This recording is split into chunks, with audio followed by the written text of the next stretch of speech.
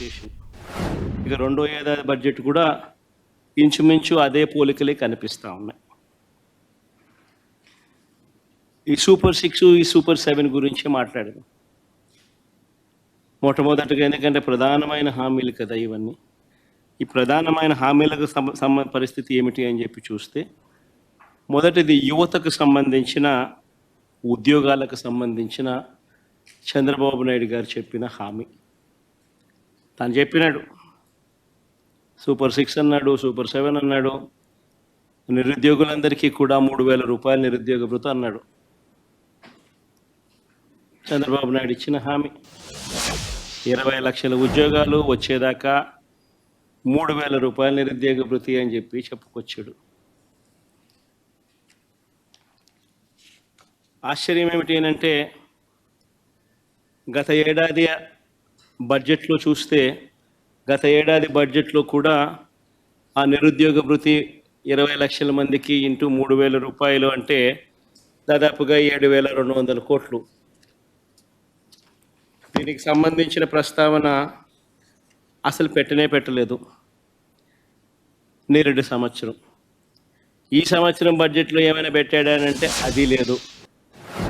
పరిస్థితి గమనిస్తే రాష్ట్ర అసెంబ్లీలో గవర్నర్ గారి చేత ఇచ్చే స్పీచ్లో ఏకంగా గవర్నర్ గారి ప్రసంగానికి సంబంధించిన వర్షన్ తెలుగు కాపీస్ అన్నీ కూడా ప్రతి శాసనసభ్యుడికి కౌన్సిల్ సభ్యులందరికీ కూడా బుక్స్ కూడా పంపిణీ చేశారు. మళ్ళా అర్థం కాదేమో ప్రజలకు అని చెప్పి వాళ్ళు ఇచ్చిన దాంట్లో చూస్తే 4 లక్షల ఉద్యోగాలు ఇప్పటికే ఇచ్చేసాము. ఆల్రెడీ 4 లక్షల ఉద్యోగాలు ఈ 9 నెలల కాలంలోనే, 4 లక్షల ఉద్యోగాలు ఈ 9-10 నెలల కాలంలోనే 4 లక్షల ఉద్యోగాలు ఆల్రెడీ ఇచ్చేసాము అని చెప్పి ఏకంగా బుక్కుల ద్వారా ప్రింట్ కొట్టి మరీ సర్క్యులేట్ చేశారు. ఒకసారి చూపించండి అమ్మా ఒకసారి. ఇది గవర్నర్ గారి ప్రసంగానికి సంబంధించిన కాపీ బుక్కు. ఇందులో ఆయన అన్న మాటలు, మా ప్రయత్నాలు ఇప్పటికే ఫలితాలను ఇస్తున్నాయనే విషయాన్ని పంచుకోవడానికి నేను గర్విస్తున్నాను. భారీ పెట్టుబడుల కోసం Google, ArcelorMittal, Tata Power, Greenko group, BPCL, TCS వంటి అనేక అంతర్జాతీయ దిగ్గజాలను ఆకర్షిస్తున్నాం. ఇప్పటి వరకు ఇన్వెస్టర్లు 6.5 లక్షల కోట్లు పెట్టుబడులు పెట్టారు మరియు 4 లక్షల మందికి ఉపాధి అవకాశాలు కల్పించబడినది. గవర్నర్ గారి చేత గవర్నర్ గారి ప్రసంగం అని చెప్తూ గవర్నర్ గారి పేరుతో ప్రచురితమైన పుస్తకం. ఇంతటితో ఆగిపోలేదు ఇలా అబద్ధాలు, ఇంతటితో ఆగిపోలేదు ఇలా మోసాలు. ఏకంగా ఈ బడ్జెట్ జరిగేటప్పుడే సోషియో ఎకనామిక్ సర్వే రిలీజ్ చేశారు.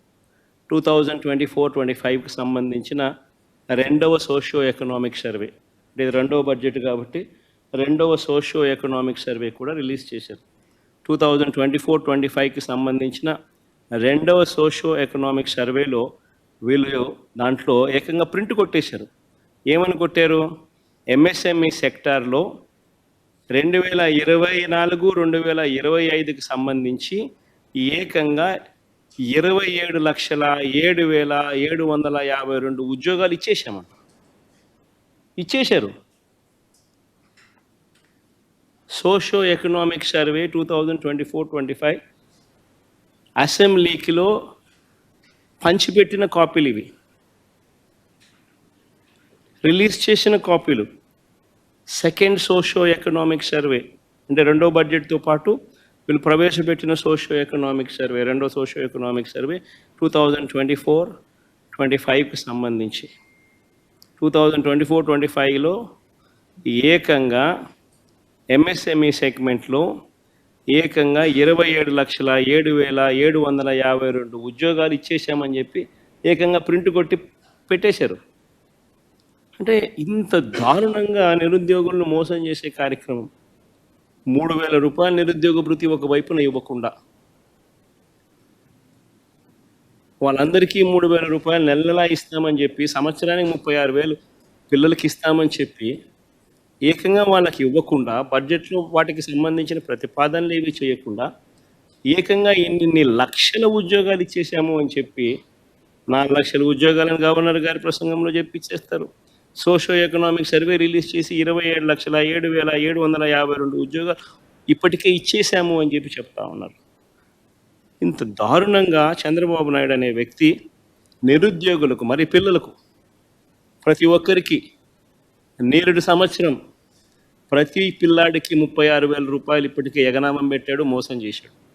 ఈ సంవత్సరం బడ్జెట్లో కూడా మరో 36,000 పిల్లలకు మోసం చేసి ఎగనామం పెడతా ఉన్నాడు. అంటే పిల్లలకు ఇప్పటికే చంద్రబాబు నాయుడు 72,000 రూపాయలు ప్రతి పిల్లాడికి చంద్రబాబు నాయుడు మోసం, దగ, వంచన, బకాయిలు రెండు అన్ని పదాలు పెట్టచ్చు. ఇప్పటికీ చేసిన మోసాలు.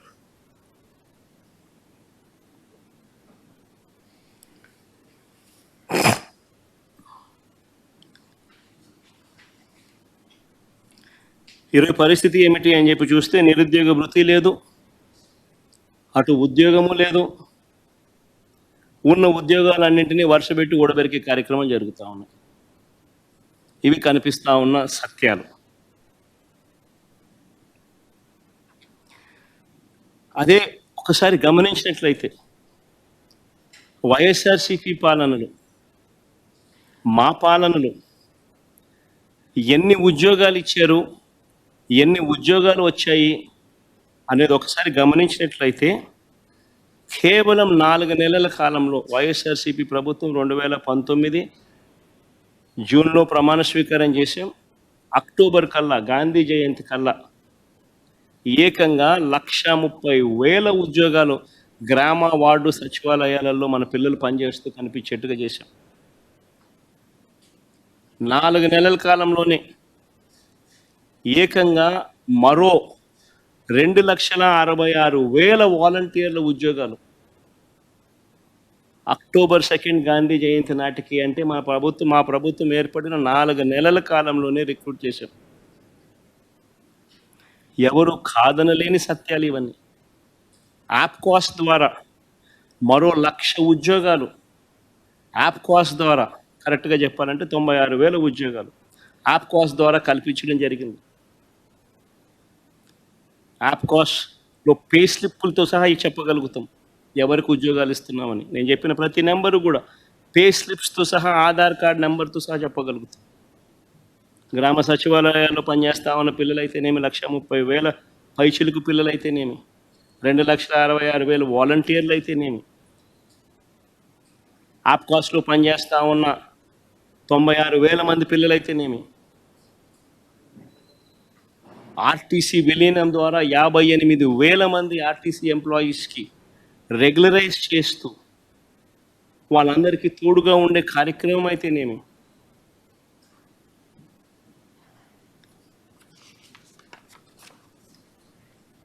ఇవి కాక మిగిలిన కాంట్రాక్టు, మిగిలిన గవర్నమెంట్ ఉద్యోగాలన్నీ కూడా లెక్కేసుకుంటే అక్షరాల 5 సంవత్సరాల కాలంలో వైఎస్ఆర్సీపీ ప్రభుత్వ హయాంలో వివిధ సెక్టార్లలో గవర్నమెంట్ ఉద్యోగాలు అని అంటే గవర్నమెంట్ ఉద్యోగాలు, అవుట్సోర్సింగ్, కాంట్రాక్టు అన్ని గవర్నమెంట్ పరానికి సంబంధించినవి 6,31,310 మందిని వైఎస్ఆర్సీపీ హయాంలో ఉద్యోగాలు ఇచ్చారు. అదేవిధంగా లార్జ్ అండ్ మెగా సెక్టార్లో వీళ్ళు ఇచ్చిన సోషియో ఎకనామిక్ సర్వే రిపోర్ట్లు మొట్టమొదట బడ్జెట్ ప్రవేశపెట్టేటప్పుడు, ఇది మా సోషియో ఎకనామిక్ సర్వే రిపోర్ట్ కాదు, వీళ్ళ గవర్నమెంట్ వచ్చిన తర్వాత వీళ్ళ మొట్టమొదటి బడ్జెట్తో పాటు 2023-24 సంబంధించి వీళ్ళు ప్రవేశపెట్టిన సోషియో ఎకనామిక్ సర్వే, మేము చేసినది కాదు సోషియో ఎకనామిక్ సర్వే, వీళ్ళు ప్రవేశపెట్టిన సోషియో ఎకనామిక్ సర్వే. వీళ్ళ ప్రకారమే లార్జ్ అండ్ మెగా ఇండస్ట్రీస్లో 102,000 ఉద్యోగాలు ఇవ్వడం జరిగింది. ఎంఎస్ఎంఈ సెక్టార్లో ఈ వైఎస్ఆర్సీపీ హయాంలో 2019 నుంచి 2024 మధ్యలో ఏకంగా 32,79,970 ఉద్యోగాలు ఇచ్చారు.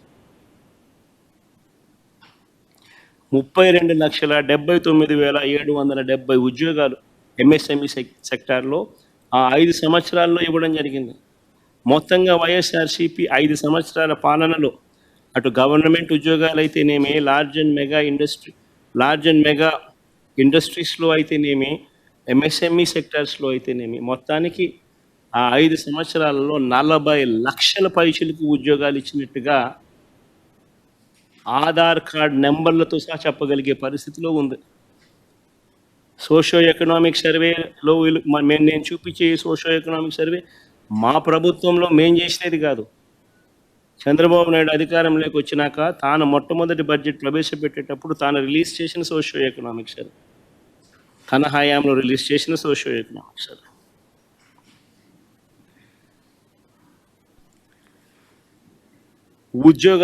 ఉద్యోగాలు కల్పించే విషయంలో ఏ ప్రభుత్వం ఎంత చిత్తశుద్ధిగా పనిచేస్తూ ఉంది, ఏ ప్రభుత్వం ఎంత నిజాయితీగా పిల్లల పట్ల ఉంది అని చెప్పడానికి ఇదొక నిదర్శనం. వీళ్ళొక వైపున ఉద్యోగాలు క్రియేట్ చేయకపోగా మరోవైపున పారిశ్రామికవేత్తలను బెదరగొట్టి పంపిస్తూ ఉన్నారు. కడపలో స్టీల్ ఫ్యాక్టరీ పెట్టడానికి ముందుకు వచ్చిన సజ్జన్ జిందాల్ని బెదరగొట్టి పంపించాడు. అరబిందో సంస్థను వీళ్ళే బెదిరించి పంపించేసే కార్యక్రమం చేస్తూ ఉన్నారు.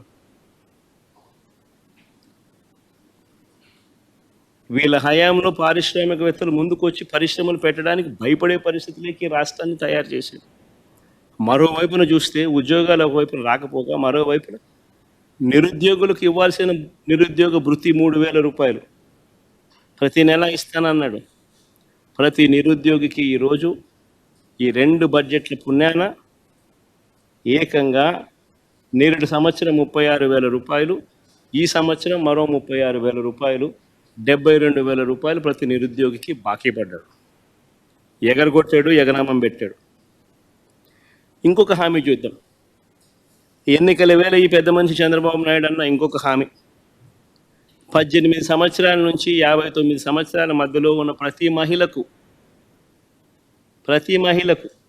18 to 60 లోపు ఉన్న ప్రతి మహిళకు 18 సంవత్సరాల నుంచి 60 ఏళ్ళ దాకా ప్రతి మహిళకు నెలకు 1,500 రూపాయలు, అంటే సంవత్సరానికి 18,000 ఇస్తానన్నాడు. ప్రతి ఇంటికి నీకు 18,000, నీకు 18,000, నీకు 18,000 అని చెప్పాడు. ఇంటికి వెళ్ళి ప్రచారం చేస్తూ ఆడబిడ్డ నిధి అని చెప్పి ఒక పేరు కూడా, బ్రహ్మాండమైన పేరు కూడా పెట్టాడు. నేను అడుగుతా ఉన్నాను, ఇప్పుడు ఓటర్ లిస్ట్ మన కళ్ళ ఎదుటే ఉంది. మొన్ననే ఓటింగ్ అయిపోయింది. 2,07,00,000 మంది మహిళా ఓటర్లు ఓటు వేశారు అని చెప్పి మన కళ్ళ ఎదుటే కనిపిస్తూ ఉంది. ఆధార్ కార్డ్ నెంబర్లతో సహా డీటెయిల్స్ అన్నీ మన కళ్ళ ఎదుటే కనిపిస్తూ ఉన్నాయి. ఓటర్ లిస్టులు ఎలాగూ ఉన్నాయి. వీళ్ళంతా 18 సంవత్సరాలు నిండిన వయసు వాళ్ళే, అందుకనే వీళ్ళంతా ఓటర్లు అయ్యారు. మరి 2,07,00,000 మంది ఓటర్లలో 60 ఏళ్ళు పైచిలకు నిండిన వాళ్ళను తీసేస్తే 1,80,00,000 మంది మిగులుతారు.